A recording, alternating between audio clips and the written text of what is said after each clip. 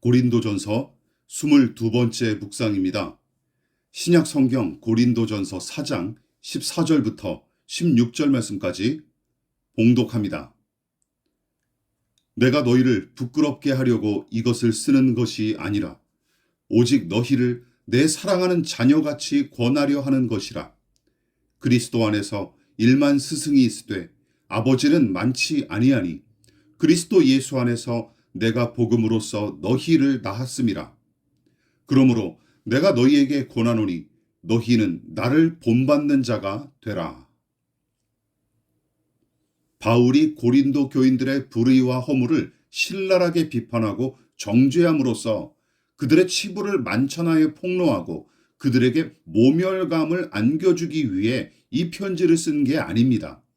오히려 고린도 지역의 교회와 거기 속한 교인들의 올바른 회복과 개혁을 위해 비판과 정죄도 서슴지 않았던 것이죠. 무엇보다 본문에서 밝힌 바와 같이 그들을 그리스도 예수의 복음 안에서 낳은 자녀처럼 아끼고 사랑했기에 엇나간 자식을 바라보는 아버지처럼 훈계하고 권면한 것이죠. 이 부분을 오해하지 마십시오. 바울은 사도의 직분과 그 권위를 앞세워 스승이랍시고 유세를 떠는 것이 아닙니다. 또한 꼰대 노릇하려는 것도 아니죠. 지금 그는 양육의 책임을 짊어진 부모의 마음으로 이 편지를 쓰는 중입니다. 당연하죠. 고린도 교인들은 바울과 전도자들을 통해 복음을 전해 듣고 거듭났으며 바울 일행은 그곳에서 1년 6개월 동안 하나님의 말씀을 가르치며 그들을 양육하기에 힘썼기 때문입니다. 게다가 고린도에서 복음을 전하는 일이 내내 순탄하고 형통하기는커녕 다른 지역 못지않게 궁핍한 생활을 거기서도 이어갔었고 더 나아가 고소를 당하는 등의 위협과 박해도 만만치 않았던 곳이었습니다. 오죽하면 하나님께서 바울에게 다음과 같이 말씀하시며 격려하셨을까요? 사도행전 18장 9절부터 10절입니다. 밤에 주께서 환상 가운데 바울에게 말씀하시되 두려워하지 말며 침묵하지 말고 말하라.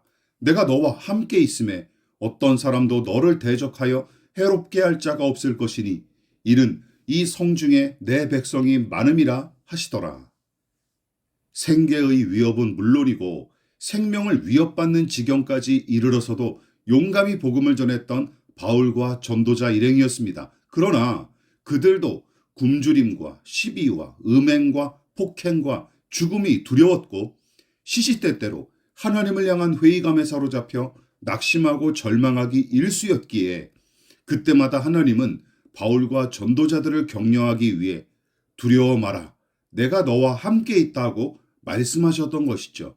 그야말로 한 생명을 낳기 위해 해산의 수고를 감당하는 산모처럼 바울도 고린도 교인들의 회심과 거듭남과 성장을 위해 노심초사하며 말씀을 가르치고 기도로 섬겼던 것이죠. 또한 지금은 엇나가는 자식의 회복을 바라는 아버지의 마음으로 그들의 허물과 죄악을 꾸짖는 중입니다. 그러므로 이만큼의 책임감을 갖고 양육의 수고를 감당하는 당사자가 아니라면 남의 일에 감나라 배나라 하며 참견하거나 함부로 훈수두지 말아야 합니다. 그리고 더 나아가 정죄와 비난도 절제하거나 삼가야 마땅하죠. 그 맥락에서 바울은 너희는 나를 본받는 자가 되라 하고 권면했습니다. 이 말이 이상하게 들리십니까? 바울의 말은 자기 자랑과 아무런 상관이 없습니다. 그뿐만 아니라 믿음의 본이 되신 예수님을 대신하려는 음흉한 의도와도 거리가 멀어요.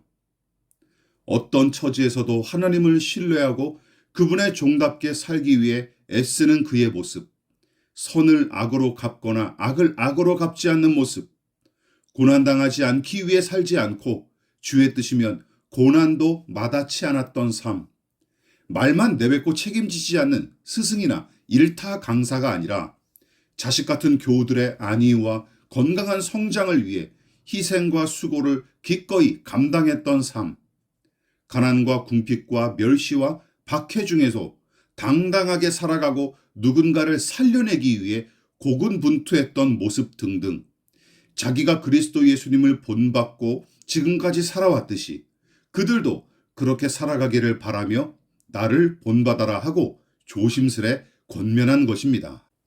여러분은 누구의 신앙을 본받고 있습니까? 그리고 누군가 본받을 만한 신앙생활을 이어가고 계십니까?